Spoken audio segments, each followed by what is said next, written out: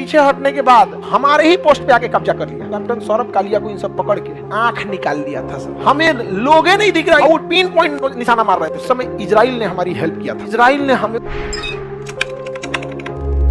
कारगिल की लड़ाई 1999 में ऑपरेशन विजय चलाया गया कारगिल के। देखिए हम लोग में एक समझौता था कि हम सब यहां से ठंड के दिन में पीछे चले जाते थे। पाकिस्तान यहां से चला जाता, सोचिए पीओके से यहां तक आया था और हम लोग पीछे चले जाते थे। लेकिन परवेज मुशर्रफ मर गया जहन्नुमी। जहन्नुमी मतलब समझते हैं? नरक में, नरक को उर्दू में जहन्नुम बोलते हैं। नरक को क्या कहते हैं? जहन्नुम बोलते हैं। जा जहन्नुम में नहीं, नरक में जाओ। यहाँ पे परवेज मुशर्रफ उस समय सेनापति था पाकिस्तान का। उसने पूरी सेना को चढ़ा दिया, कहा कि हिंदुस्तानी पीछे लौट चुके हैं, दुनिया थूकेगी तो क्या हुआ, चढ़ जाओ खाली जगहों पे। समझ में गया? इसके लिए डिसिप्लिन मायने नहीं रखता है। इसलिए मरने के बाद भी लोग क्या कर रहे हैं, गरिया रहे थे, चढ़ गए यहाँ पे। जबकि हम सब का एक एग्रीमेंट होता था, ठंड में हम सब पीछे हट जाते थे। 1998 में हम सब क्या हो गए, पीछे हटे। लेकिन इस पीछे हटने के बाद चढ़ गया वापस और हमारे ही पोस्ट पे आके कब्जा कर लिया, पूरे पहाड़ी पे कब्जा कर लिया। जब हमारे सैनिक गए ना तो कैप्टन सौरभ कालिया सबसे पहले गए। कैप्टन सौरभ कालिया, कैप्टन सौरभ कालिया को इन सब पकड़ के उनका आंख निकाल दिया था सब। आंख, सारी उंगलियां काट लिए थे सर। ये होंठ जो होता है ना, काट के इसे खींच दिए थे सर। यहाँ पे कान कटा हुआ था यहाँ पे, और मतलब जैसे मन वैसे लाश के साथ खेले थे सब, अब फेंक दिए थे सब कैप्टन सौरभ कालिया को। पर भगवान से प्रार्थना करते हैं, खुदा वाहेगुरु ईश्वर, कैप्टन सौरभ कालिया को मुशर्रफ का पता बता दीजिएगा कि कहां है ये, वहीं मारेंगे उनको। बीच में सब छुड़ाने आएंगे सब, देवदूत वगैरह स्वर्ग में होते होंगे सब देवदूत, ये सब चीजें, स्टाफ वहां भी होगा सब अपना। ए छोड़ दो, ए ना ना, मारेंगे चचुरा को यहाँ पे, नीचे का बदला ऊपर देंगे। बताइए इस तरह की इंसानियत होती है। युद्ध में हर सैनिक एक दूसरे को मारते हैं। आपको अगर मारना था तो इज्जत से लाश लौटा देना चाहिए था, ऐसे फेंक दिया था वहां पे। अब अटल बिहारी वाजपेयी ने सीधा आदेश दिया कारगिल पे चढ़ाई करने के लिए। तो इनको लगा कारगिल पे चढ़ाई करना, अरे वहां के सब पहाड़े पे कब्जा कर लिए थे सर, पूरा यहां से यहां तक। हम लोग को क्या लग रहा था कि कारगिल पे ही मैंने, लेकिन कारगिल से रिलेटेड हर एक पहाड़ी पे पूरा कब्जा कर लिया था। एक लंबे एरिया में कारगिल पे क्या कर लिए थे सर, कब्जा कर लिया था सर यहाँ पे। अब इसमें आपकी कारगिल मूवी भी बनी है, शेरशाह मूवी भी बनी है, समझा क्या? टाइगर हिल को लेकर कहानी है किसका, शेरशाह का। और वहां पे पाकिस्तानी इतने खतरनाक थे सब, मतलब इतना माइंडसेट से आए थे सब वहां पे, कि उन्होंने क्या किया ना कि भारतीय सैनिकों के जो रास्ता था यहाँ माइंस बिछा दिया। अब कोई आता था तो माइंस से उड़ जाता था। अच्छा, पाकिस्तान वालों से कहा कि तुम इधर से तोप का गोला चलाओ, अगर माइन से बच गए तो किससे चलाते? तोप का गोला से। उसमें से ठंड पड़ती थी, बर्फ से कोई मर जाता था यहाँ पे। उसके अलावा यहाँ मशीन गन खड़ा कर दिए थे सब, हाइट पे थे सर, धर धर धर मशीन गन मारते थे सर। उसके बाद भी मशीन गन के बीच में स्नाइपर को छुपाए रहते थे सर। स्नाइपर का काम क्या होता है, वो कभी भी लो वैल्यू टारगेट को नहीं मारते हैं। वो जैसे इतना भीड़ रहेगा ना, जैसे इसमें स्नाइपर किसी को मारना रहेगा तो हमरे मार देगा वो। स्नाइपर का काम ही क्या रहता है, वो नहीं देखते, स्कोप लगा के चुपचाप बैठे रहते हैं सब, देखेगा यहाँ पे यहाँ पे सिपाही है, ये मेजर है, मार दो इसी को। तो जितने हाई रैंकिंग अधिकारी रहते हैं उनको मारते हैं। मशीन गन वाला कोई आया ध ध ध ध ध ध मार रहा है, तोप का गोला मार। इतना टफ कंडीशन था और वहां पे हमारे सैनिकों को आगे बढ़ना था यहाँ पे। और उस समय हमारे पास कोई उस तरह की लड़ने की टेक्नोलॉजी भी नहीं थी यहाँ पर। अब वो कहां से मार रहे थे सब पता ही नहीं चल रहा था। अच्छा, उनका पोजीशन पहाड़ में छुपे थे, हर पहाड़ के बीच में वो एकदम जगह बना लिए थे सब। अब पहाड़ में कोई क्या दिखता है वहां पे, और उसमें अपना स्कोप लगा के एकदम पिन पॉइंट पे निशाना मारते थे यहाँ पे। और हम लोग को दिखता ही नहीं था कि कितने लोग हैं। सोचिए कितनी कंडीशन, हमें लोगे नहीं दिख रहा कि कितना लोग है, और पिन पॉइंट निशाना मार रहे थे यहाँ पे। बहुत मुश्किल था वहां पे चढ़ के हमला करना वहां पे। उस समय इजराइल ने हमारी हेल्प किया था। इजराइल ने हमें उस समय लेजर गाइडेड बम दिया था। वो बमवा को क्या करना होता है ना, जैसे कहीं बारूद है, जैसे मान के चलिए इस पहाड़ पे यहाँ कोई छुपा हुआ है, इस पहाड़ पे छुपा हुआ है, तो उसको जहाज से, लड़ाकू जहाज से पायलट जो होगा एक लेजर का किरण छोड़ेगा इस पे, लेजर। और लेजर सिस्टम में क्या होता है, लॉक कर दीजिए तो लेजर अपने से उसको होता है, जहाज चलते भी रहेगी ना तो लेजरवा घूम जाएगा, लेजर क्या हो जाएगा, घूम जाएगा। अब ये पायलट क्या है ना कि उधर जहाज धीमा करके आगे बढ़ेगा, ये क्या हो जाएगा, लेजर गाइड, यहाँ बम गिरा देगा। अब बम को इससे मतलब नहीं है कहां जाना है, वो जहां देखेगा कि लेजर किरण बिखरी हुई है, लेजर किरण यहां जाके बिखर जाएगी, वहीं चला जाएगा, क्या हो जाएगा, वहीं चला जाएगा। तो लेजर गाइडेड से ले जाके बम से वहीं गिर जाए। पाकिस्तानियों को समझ में नहीं आता यार ये कौन बम है यार, अरे यार उधर गिराया इधर कैसे आ गया यहाँ। अब पायलट लेजर गाइडेड बम में ना पायलट निशाना ही नहीं लगाता है, वो क्या लगाता है, लेजर, अब बम गिरा देता है। बम को क्या करता है, गिरा देता है। अब बम जब गिरेगा ना तो उसका विंग्स खुलता है, बम का क्या खुलता है, विंग्स। कहते किधर जाना, दाहिने बाएं, धड़ाम, पाकिस्तान वाला उधिया गया सब। थोड़ा बहुत हम लोग को आइडिया लगा, हम उधर एक सैनिक मर रहा था तो हमारे यहाँ 27, तो 1:27 का रेशियो हम लोग लेके चले थे यहाँ पे। और पाकिस्तान तब हम लोग ने डिसाइड किया कि रात में आगे बढ़ेंगे। कहाँ बढ़ेंगे, रात में। तो रात में फ्लेयर छोड़ते थे सब, जैसे दिवाली में भी कभी कोई रॉकेट छोड़ेगा ना तो देखिएगा ना कुछ देर तक के लिए क्या हो जाता है, रोशनी हो जाता है। उस बीच में भी मारते हुए हम लोग कहाँ बढ़े थे, आगे बढ़े थे। एयरफोर्स भी तबाह की थी इन 100 को। पाकिस्तानी इधर से इतने बेशरम थे सब कि इधर से बम मारते थे सब, तोप। इतना बेशरम इंसान आपको दुनिया में नहीं मिलेगा। जब यूएनओ में बात गई तो पाकिस्तान कर रहा है, हम थोड़ी कर रहे हैं, ये तो आतंकवादी मार रहे हैं सब।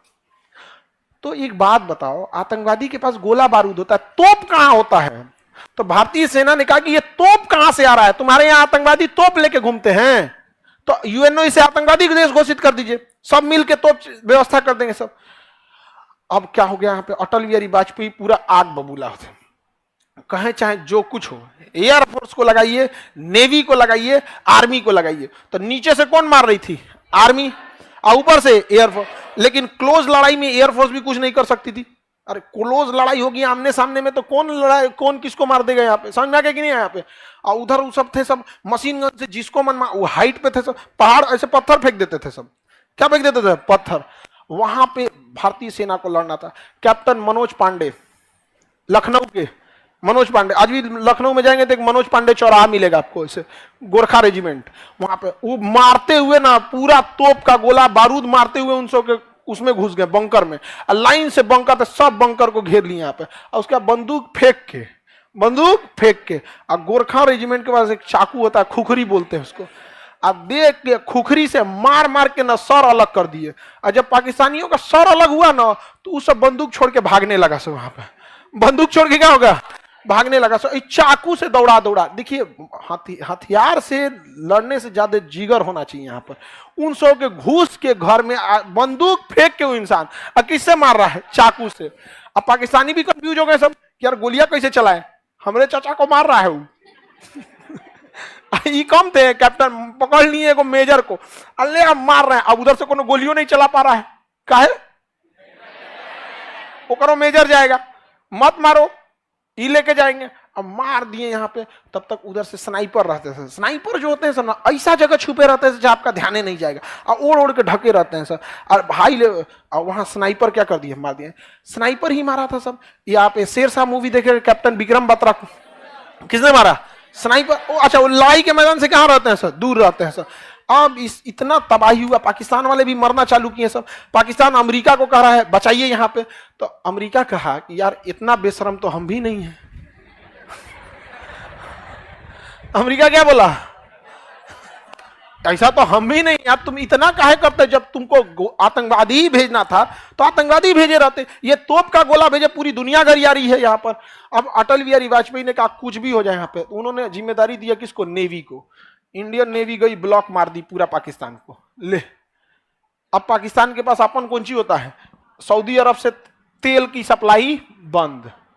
पाकिस्तान के पास 7 दिन का तेल बचा हुआ था, 7 दिन के बाद उसका रेलवे स्टेशन, जहाज, मोटरसाइकिल, सब चीज ठप। सोचिए पेट्रोल पंप बंद तो क्या हो जाता है, सब चीज बंद। पेट्रोलियम बहुत, ट्रांसपोर्टेशन एक बहुत बड़ा हिस्सा होता है, देश का 25% चीजें ट्रांसपोर्टेशन पे टिकी हुई है यहाँ पे।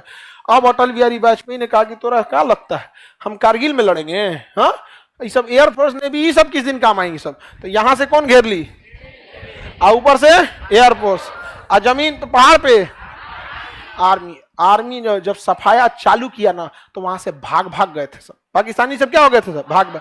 बहुत बार ऐसा हुआ कि भारतीय सैनिकों को खाना नहीं पहुंचा पा रहे थे लोग, तो ये लोग जल्दी जल्दी, तो वो सैनिक कहते थे साहब जी भूख लगी है, क्योंकि सेना अपने कमांडर से कहेगा सर जी 2 दिन से खाए नहीं, साहब जी भूख लगी है। अब वो कहां से कहेंगे? और उसका कमांडर क्या कर रहा था नीचे बेस में, खाना नहीं चाहिए, हथियार भेजो हथियार। आई कहते जवानों खाना आने में देर है, इन्हीं को मारो, इनका खाना खा लेते हैं हम लोग यहाँ पर। तो हम लोगों ने खाना आने में देर हुआ ना तो उन ससुरन को मार के और 900 का आदमी खाना खाया था, हलवा उलवा बनाया था सब वहां पे, आदमी खाना खाया था यहाँ पे। बहुत बार ऐसा हुआ था यहाँ पे। उसके बाद जब युद्ध खत्म हुई तो पाकिस्तानियों ने उनकी लाशें लेने से मना कर दिया, कहा कि हम ये लाश नहीं लेंगे, हमारे लोग ही नहीं है, ये तो आतंकवादी हैं। तो भारतीयों ने कब्र खोद के, फौज में एक वैकेंसी निकलती है धर्मगुरु की, उसमें मौलवी भी जाएंगे, गुरु सिख गुरु भी जाएंगे और सब जाएंगे। और यकीन, अच्छा कभी आप लोग तो फौज में नहीं गए वहां पे, वहां का पूजा स्थल देखेंगे ना तो ऐसे ही हॉल रहेगा, ऐसा हॉल रहेगा यहाँ पे। यहाँ कोई नमाज पढ़ रहा है और वहां कोई वाहे गुरु की पूजा कर रहा है, कोई क्रिश्चियन है तो वो कर रहा है, इसी में ई ना कि वो तुम्हारा मस्जिद सब हमारा है। और जो सेना का कमांडर होता है ना, सेना का कमांडर, अब सेना का कमांडर के पास तो बहुत सारे सैनिक हैं यहाँ पे। अब उनको अगर कोई अगर धार्मिक चीज में गया ना, अगर सिख के पास गया तो सिख की तरह जाएगा, ये नहीं कि हम पगड़ी क्यों लगाएंगे, वाई गुरु की जय क्यों बोलेंगे। और मुस्लिम में गया तो वो मुस्लिम के वेशभूषा रहेगा, जो उसका तरीका है वहां पे, बाल ढकना, चाहे वो साफा से ढके या फिर टोपी से ढके।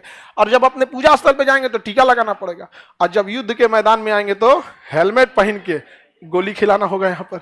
इसलिए हिंदुस्तान की फौज की इज्जत है, because they followed a discipline.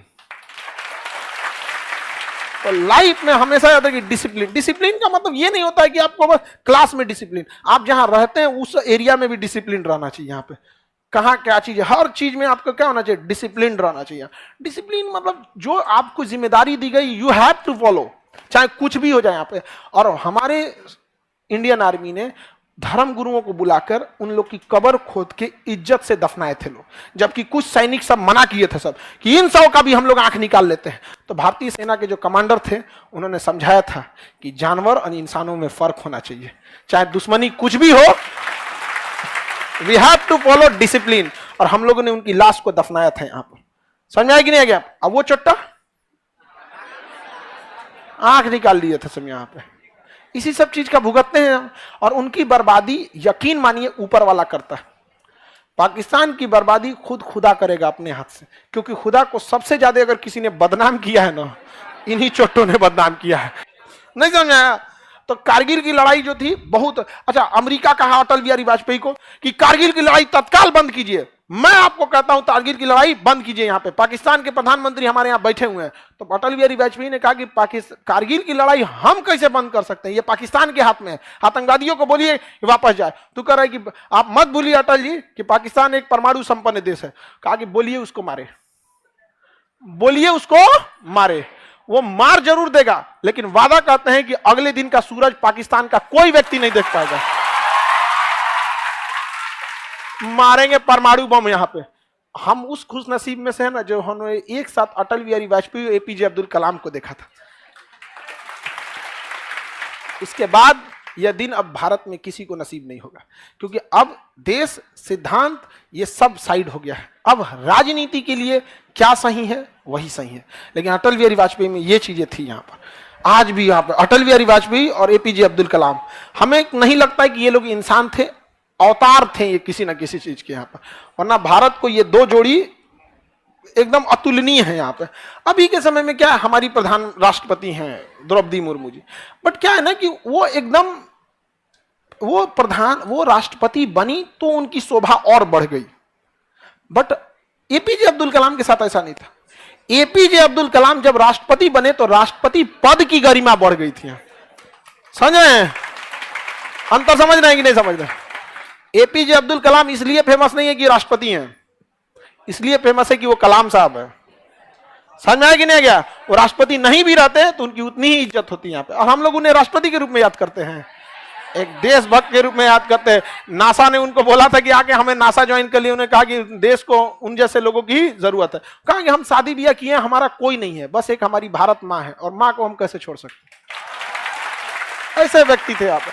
और आज भी हम लोग इजराइल का साथ देते हैं। रीजन क्या है? कारगिल की लड़ाई में हमारा साथ दिया था, कारगिल की लड़ाई में हमारा साथ दिया। और इजराइल की नीति है, इजराइल के दुश्मन ऑटोमेटिक गायब होने लगते हैं सब। आप लोग कुछ कुछ न्यूज देख रहे हैं, कुछ कुछ गायब हो रहे हैं लोग कि नहीं? ये किसकी नीति है? इजराइल। अच्छा, मोदी जी जाते हैं तो इजराइल का नेतन्याहू तुरंत गले लगा लेता है। मोदी जी हाथ मिलाने का कल्चर खत्म कर देंगे। जापान जाता है, यार हाथ छोड़ यार, यहाँ आ जाओ यहाँ। अरे जो बाइडेन, अरे हाथ हटाओ यार भैया, आ जाओ यहाँ। हमको लगता है ना अभी हाथ मिलाने वाला कल्चर है, क्या कर देंगे, खत्म कर देंगे। नहीं समझ आया यहाँ पे। हालांकि विदेश नीतियों में अच्छे हैं, नो डाउट। सैन्य नीतियां और विदेश नीतियां बहुत ही प्रबल हैं यहाँ पे। समझ में आ रहा है कि नहीं यहाँ पे? तो ये चीजें उनके अच्छी है यहाँ पे। तो हम लोग के प्रधानमंत्री मतलब विदेश नीति भी क्या होनी चाहिए? बेहतरीन होनी चाहिए यहाँ पे। कहीं पे भी विदेश नीति बहुत मायने रखती है। समझ में आ गया कि नहीं आ गया? किसी को कोई दिक्कत?